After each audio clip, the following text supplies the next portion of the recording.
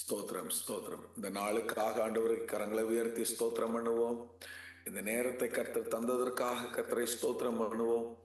இந்த நாளிலும் கர்த்தர் நம்மோடு பேசும்படி கர்த்தருக்கு நன்றி செலுத்துவோம். கர்த்தர் செய்த நன்மைகளுக்காக நன்றி செலுத்துவோம். அவர் நம்மோடு கூட இருப்பதற்காக அவருக்கு நன்றி செலுத்துவோம். அவருடைய கிருபைகளுக்காக நன்றி செலுத்துங்கள். அவருடைய இரக்கங்களுக்காக நன்றி செலுத்துங்கள். அவருடைய ஆசீர்வாதங்களுக்காக நன்றி செலுத்துங்கள். அவர் நம்மை இதுவரைக்கும் நடத்தின அற்புத கிரியைகளுக்காக நன்றி செலுத்துங்கள். நன்றி தகப்பனே, நன்றி தகப்பனே. எங்களை நடத்துகிற எல்லா காரியங்களுக்கும் நன்றி. உம்முடைய கிருபைகளுக்கு நன்றி, உம்முடைய இரக்கங்களுக்கு நன்றி, உம்முடைய ஆசீர்வாதங்களுக்கு நன்றி. எங்களை ஆண்டவரை கொண்டு போகிற எல்லா பாதைகளுக்காக உமக்கு கோடி கோடி நன்றி அப்பா, நன்றி அப்பா, நன்றி அப்பா, நன்றி அப்பா. பரிசுத்தரே உமக்கு நன்றி. சர்வ வல்லமுள்ள தேவனே உமக்கு நன்றி. ஆச்சரியமானவரே உமக்கு நன்றி. அற்புதமானவரே உமக்கு நன்றி.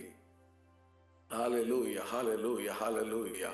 அருமையான தேவ பிள்ளைகளே, இந்த கால வேளையில கர்த்தருடைய பரிசுத்த கரம் நம் ஒவ்வொருவரையும் தாங்கி ஏந்தி சுமப்பதாக. எல்லாரும் சேர்ந்து சொல்லுவோமா?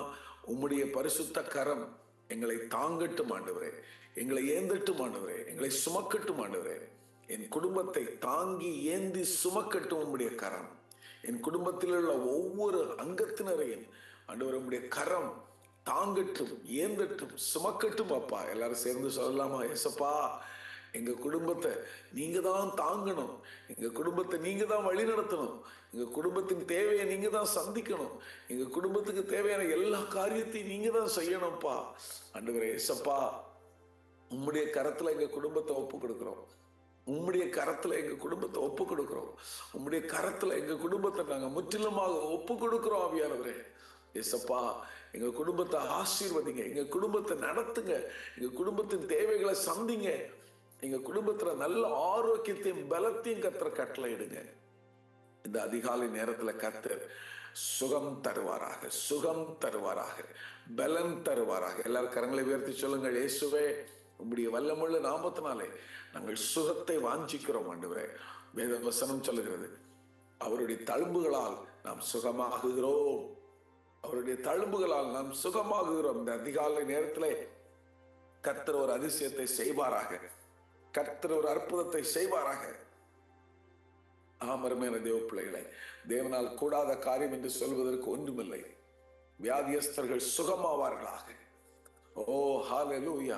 கர்த்தருடைய வல்லமுள்ள கரம் இந்த கால வேளையில, கர்த்தருடைய வல்லமுள்ள கரம் அநேகரை தொட்டு குணமாக்குவதாக. இயேசுவின் நாமத்தினால, இயேசுவின் நாமத்தினால கர்த்தர் நீர் அப்படி செய்கிறதற்காக உமக்கு ஸ்தோத்திரம். கரத்துல ஒப்பு கொடுக்கிறோம், நீரே மகிமைப்படும். ஆமென், ஆமென், ஆமென். கர்த்தர் இந்த அதிகாலை நேரத்துல நம்முடைய ஜெபத்தை கேட்டுக்கொண்டிருக்கிறார். எத்தனை பேர் விசுவாசிக்கிறீங்க?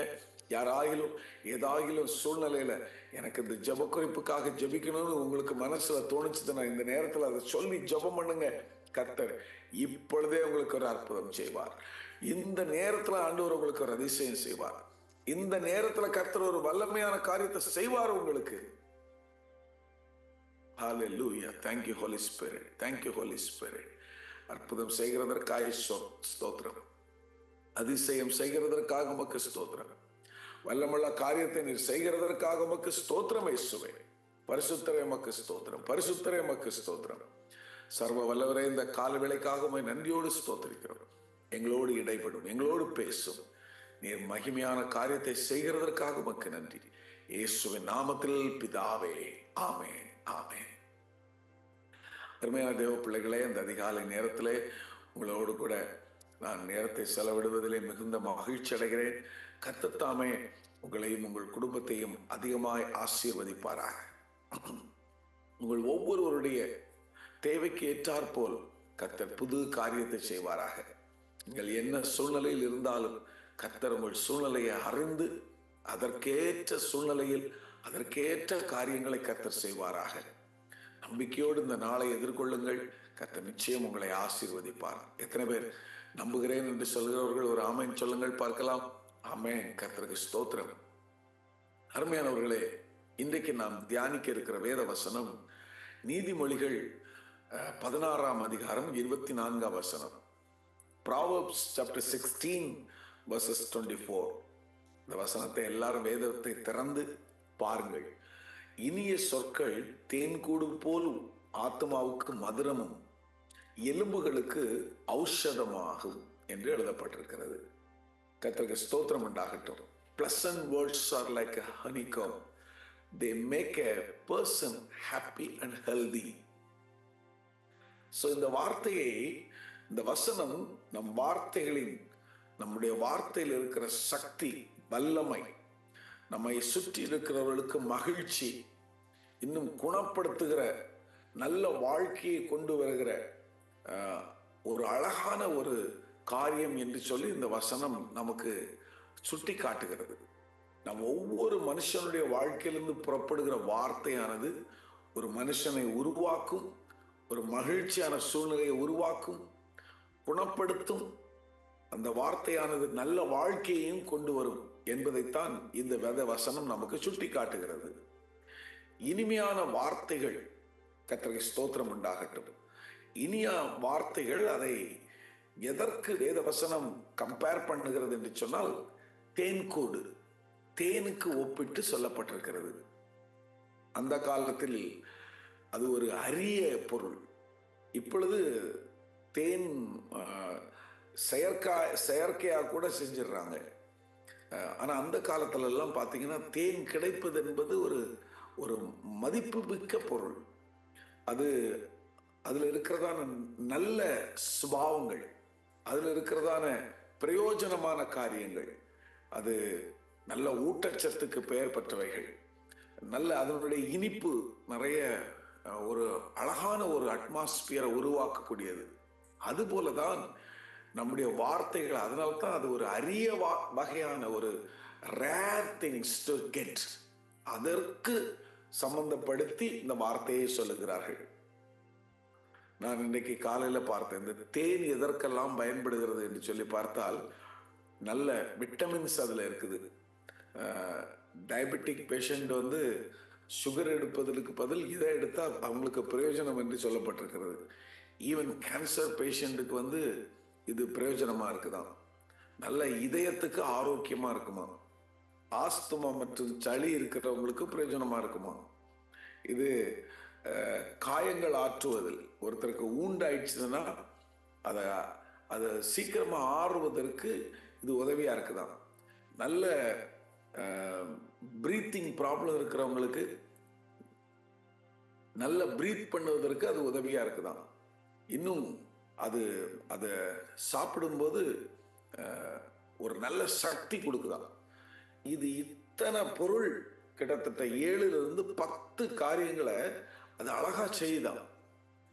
அதற்கு கொண்டு போய் வேத வசனத்துல நம்முடைய வார்த்தைகளை கம்பேர் பண்ணி ஆண்டவர் சொல்றாரு. அப்படின்னா கர்த்தருக்கு ஸ்தோத்திரம். நான் இதை வாசிக்கும் போது இப்படி யோசிக்கிறேன், என்னுடைய வார்த்தை அல்லது உங்களுடைய வார்த்தையில இவ்வளவு ஊட்டச்சத்துக்கள் இருக்குது, இவ்வளவு விட்டமின்ஸ் இருக்குது. எப்படி அது சுகர் கண்ட்ரோல் பண்ணுவதற்கு உதவியா இருக்குதோ, அது போல நம்முடைய வார்த்தைகள் அவ்வளவு பிரயோஜனமாக இருக்கும். வியாதிகளை சரி செய்யக்கூடிய அளவுக்கு, ஒரு மனுஷனுடைய சூழ்நிலையை உருவாக்கக்கூடிய அளவுக்கு நம்முடைய வார்த்தைகளில் வல்லமை இருக்கிறது என்பதை தெரிந்து கொள்ளுங்கள். நாம் அன்புடனும் ஊக்கத்துடனும், கர்த்தருக்கு ஸ்தோத்திரம், ஒரு கைண்ட் வேர்ட்ஸோடு நம்ம பேசும்போது அந்த வார்த்தையானது சிலரை சில நேரங்களில் உயர்த்தும். நம்முடைய வார்த்தைகள் சிலருடைய வாழ்க்கையை பிரகாசமாக்கும். ஒரு வார்த்தை நம்ம பேசும்போது சிலருடைய வாழ்க்கையை பிரகாசமாக்கி அவங்க முகத்திலிருந்து ஒரு சிரிப்பா வர வைக்கும். அவ்வளவு வல்லமை படைத்ததுதான் நான் பேசுகிற இந்த வார்த்தையானது. எனக்கு அருமையான தேவ பிள்ளைகளை, ரொம்ப முக்கியப்படுத்த விரும்புகிற ஒரு வசனம் வார்த்தை என்னவென்றால், இந்த கால வேளையிலே நாம் பேசுகிற வார்த்தைக்கு ஹீலிங் பவர் இருக்கிறது. எத்தனை பேர் அதை தெரிந்து கொண்டிருக்கிறீர்களோ எனக்கு தெரியாது. உங்கள் வார்த்தையில் குணப்படுத்தும் சக்தி இருக்கிறது. அதை தெரிந்தவர்கள் கரங்களை உயர்த்தி ஒரு ஆமென் சொல்லுங்கள் பார்க்கலாம். இனிமையான வார்த்தைகள் உணர்ச்சி மற்றும் ஆவிக்குரிய குணப்படுத்துதலை கொண்டு வரும். அதுபோலவே இனிமையான வார்த்தைகள் ஆறுதல், மன்னிப்பு, நல்ல புரிதல், அண்டர்ஸ்டாண்டிங், இன்னும் உடைந்த இருதயங்களை சரி செய்கிறது, இறுக்கமான உறவுகளை மீட்டெடுப்பதற்கும் உதவியாயிருக்கிறது இந்த அழகான அருமையான வார்த்தைகள். நான் திரும்ப அதை ஒரு தடவை ரிப்பீட் பண்ணுகிறேன் பாருங்க. நம்முடைய வார்த்தைகள் உணர்ச்சி, இன்னும் ஆவிக்குரிய குணப்படுத்துதல், ஆறுதல், மன்னிப்பு, இன்னும் புரிந்து கொள்ளுகிறதான வார்த்தைகளை பேசும்போது உடைந்த இருதயங்களை சரி செய்யவும் இறுக்கமான உறவுகளை மீட்டெடுக்கவும் இந்த வார்த்தையானது மிகவும் பிரயோஜனமாய் இருக்கிறது. இன்றைக்கு இந்த கால வேளையில் இந்த வார்த்தையை பயன்படுத்தி நான் சொல்ல ஆசைப்படுகிறேன். சிலருடைய வாழ்க்கை சுகமாக்கப்படுவதாக, சிலருடைய வாழ்க்கையில் அற்புதங்கள் நடப்பதாக, அதிசயங்கள் நடப்பதாக, சிலருடைய வாழ்க்கையில் கர்த்தர் இனிமையான சூழ்நிலையை உண்டாக்குவாராக. இந்த காலை வேளையிலே இயேசுவின் நாமத்தில் இதை நான் சொல்லுகிறேன். கர்த்தர் அப்படியே செய்வார். விசுவாசிக்கிறவர்கள் நான் பெற்றுக்கொள்ளுகிறேன் என்று சொல்லுங்கள். நிச்சயமாய் கர்த்தர் செய்ய முடியும். அருமையான தேவ பிள்ளைகளே, நீதிமொழிகள் 12ஆம் அதிகாரம் 18ஆம் வசனம் இப்படி சொல்லுகிறது: பட்டய கருக்குகள் போல் பேசுகிறவர்களும் உண்டு, ஞானமுள்ளவருடைய நாவோ ஔஷதம் அப்படின்னு இருக்குது. அந்த ஆங்கிலத்தில் வாசித்து பார்த்தால், the words of the reckless pierce like sword, but the tongue of the wise brings healing. கர்த்தருக்கு ஸ்தோத்திரம். ஞானவான்களுடைய வார்த்தை சுகத்தை கொண்டு வரும் என்று எழுதப்பட்டிருக்கிறது. கர்த்தருக்கு ஸ்தோத்திரம் உண்டாகட்டும். பேசலாமா? எத்தனை பேர் இந்த ஜெபத்தில் கலந்து கொண்டிருக்கீங்களே? நீங்களே பேசுங்க பார்க்கலாம். என் வாழ்க்கையில் நான் சுகத்தை கொண்டு வருகிறேன், என் வாழ்க்கையில் நான் அற்புதத்தை கொண்டு வருகிறேன், என் வாழ்க்கையில் நான் அதிசயத்தை கொண்டு வருகிறேன், என் வாழ்க்கையில் நான் உயர்வை கொண்டு வருகிறேன், என் வாழ்க்கையில் நான் செழிப்பை கொண்டு வருகிறேன், என் வாழ்க்கையில் நான் ஆசீர்வாதத்தை கொண்டு வருகிறேன். இப்பொழுது பேசுங்கள். கர்த்தர் இப்பொழுதே உங்கள் குடும்பத்தில் அப்படியே செய்வார். கர்த்தருக்கு ஸ்தோத்திரம் உண்டாகட்டும். நான் விசுவாசிக்கிறேன். இந்த அதிகாலை நேரத்தில் கர்த்தருடைய ஆவியானவர் நம்முடைய வார்த்தைகளில் அசைவாடி கொண்டிருக்கிறார், நம்முடைய வீடுகளில் அசைவாடி கொண்டிருக்கிறார். இப்பொழுதே இந்த நேரத்திலேயே அவர் கிரியை செய்வாராக, உங்களுடைய வீடுகளில் கிரியை செய்வாராக. இந்த சுகமளிக்கிற வார்த்தை உங்கள் வீடுகளில் உண்டாகட்டும். சரீரத்தில் சுகம், ஆவிக்குரிய சுகம், ஆத்மாவில் சுகம் இப்பொழுது கர்த்தர் தருவாராக. கர்த்தருக்கு ஸ்தோத்திரம் உண்டாகட்டும். இனி இந்த பாசிட்டிவ், இந்த வார்த்தைகளை பேசும்போது, பாசிட்டிவான வார்த்தைகளை பேசும்போது அது ஒரு பாசிட்டிவ் அட்மாஸ்பியரை கூட கிரியேட் பண்ணுது. சில இடங்கள்ல சில வார்த்தைகளை பேசினா அப்படியே நொந்து ஒண்ணு இல்லாம போயிடுவாங்க. அதே நேரத்தில் நல்ல வார்த்தைகளை பேசினா அது ஒரு பாசிட்டிவ் அட்மாஸ்பியரை கிரியேட் பண்ணுது. கர்த்தருக்கு ஸ்தோத்திரம் உண்டாகட்டும்.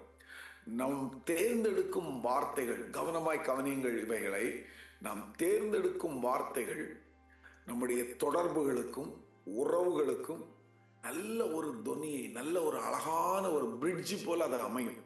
சில உறவுகள்லாம் உடைஞ்சு கிடக்கும்.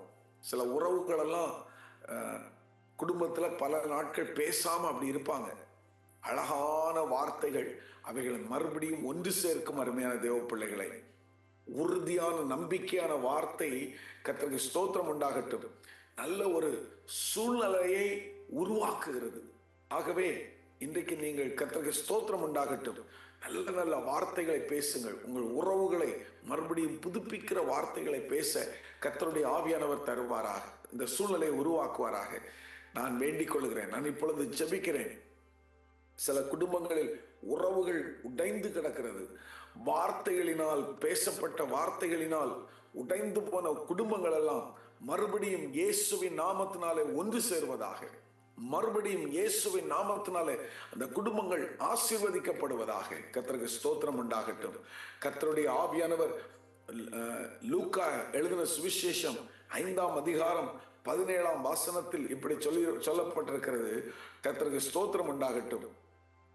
அப்பொழுது பிணியாளிகளை குணமாக்கத்தக்க கர்த்தருடைய வார்த்தையின் வல்லமை விளங்கிற்று. கர்த்தருக்கு ஸ்தோத்திரம் உண்டாகட்டும். இந்த வசனத்தை நீங்கள் ஆரம்பத்தில் வாசிக்கும் போது இப்படி எழுதப்பட்டிருக்கிறதும், பின்பு ஒரு நாள் அவர் உபதேசித்துக் கொண்டிருக்கிற போது அப்படின்னு ஆரம்பிக்கப்பட்டிருக்கிறது. ஆண்டவர் பேசும்போது பிணியாளிகளை குணமாக்கத்தக்க கர்த்தருடைய வல்லமை விளங்கிற்று. இன்னைக்கு இந்த கால வேளையிலே நீங்களும் நானும் பேசும்போது பிணியாளிகளை சுகமாக்கத்தக்க வல்லமை. ஹல்லேலூயா.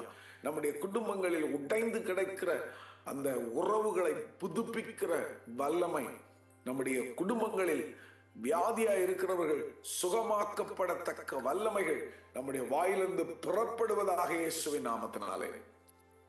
எனக்கு அது வேண்டும் என்று சொல்கிறவர்கள் ஒரு விஷய கரங்களை உயர்த்தி, ஆண்டவரே எனக்கு அப்படிப்பட்ட வார்த்தைகள் வேணும் ஆண்டவரே. நான் பேசினா அற்புதம் நடக்கணும், நான் பேசினா அதிசயம் நடக்கணும், நான் பேசினா சுகம் உண்டாகணும், நான் பேசினால் ஒரு விடுதலை உண்டாகணும். கர்த்தருக்கு ஸ்தோத்திரம் உண்டாகட்டும். நம்முடைய வார்த்தைகளுக்கு ஒரு ரெஸ்பான்சிபிள் இருக்குது. பொறுப்பு இல்லாம இருக்க முடியாது. ஒத்துக்கொள்ளுகிறவர்கள் ஒரு ஆமென் சொல்லுங்கள் பார்க்கலாம். நம்முடைய ஒவ்வொரு வார்த்தைக்கும் ஒரு ரெஸ்பான்சிபிள் இருக்குது, ஒரு பொறுப்பு இருக்கிறது. பொறுப்பற்றவர்களாய் நாம் வாழக்கூடாது. பொறுப்புள்ள வார்த்தைகள் நமக்கு இருக்கணும். நம்முடைய வார்த்தைக்கு வல்லமை எவ்வளவு என்பதை பாருங்கள். வேதத்தில் நீதிமொழிகள் 18ஆம் அதிகாரம் 21ஆம் வசனம்.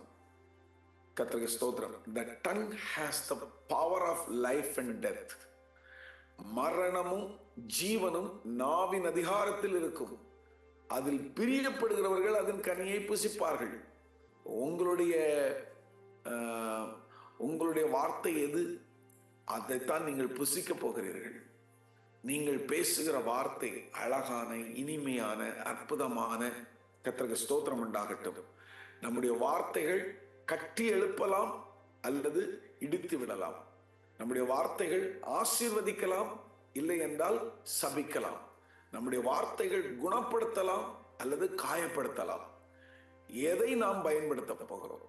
நம்முடைய வார்த்தையினால நெகட்டிவாகவும் பேச முடியும், பாசிட்டிவாகவும் பேச முடியும். நீங்க எதை தேர்ந்தெடுக்கிறீங்களோ அதுதான். வேதத்தில் அழகா சொல்லப்பட்டிருக்கிறது. நாவின் அதாவது மரணமும் ஜீவனும் நாவின் அதிகாரத்தில் இருக்கிறது.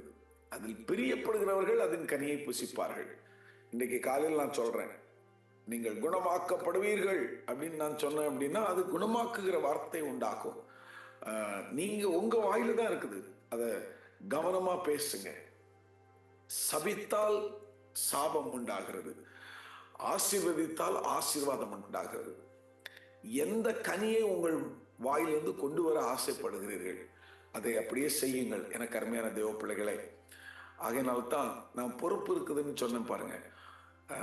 நம்முடைய வாயின் வார்த்தையை காத்துக்கொள்ள கர்த்தருடைய ஆவியானவர் நமக்கு உதவி செய்வாராக. கரங்களை உயர்த்தி எல்லாரும் சேர்ந்து இந்த ஒரு சின்ன ஜெபத்தை செய்யலாமா? தகப்பனே, என் வாயின் வார்த்தைகளை காத்துக்கொள்ள எனக்கு கிருபை தாரும் ஆண்டவரே. நல்ல கரங்களை உயர்த்தி சத்தமா சொல்லுங்க. ஆண்டவரே, என் வாயின் வார்த்தைகளை நான் காத்துக்கொள்ள எனக்கு கிருபை தாரும். யாக்கோபு எழுதின சுவிசேஷம் 3ஆம் அதிகாரம் 9லிருந்து 10 வசனங்களை வாசித்தால் அங்கு எழுதப்பட்டிருக்கிறது. 8வது வசனத்திலிருந்தே கூட வாசித்துக் கொள்ளலாம். எழுதி வைத்துக்கொண்டு பின்பதாக வாசியுங்கள். அதில் எழுதப்பட்டிருக்கிறது, நாவை அடக்க ஒரு மனுஷனாலும் கூடாது, அது அடங்காத பொல்லாங்குள்ளதும் சாவுக்கு ஏதுவான விஷம் நிறைந்ததுமாய் இருக்கிறது.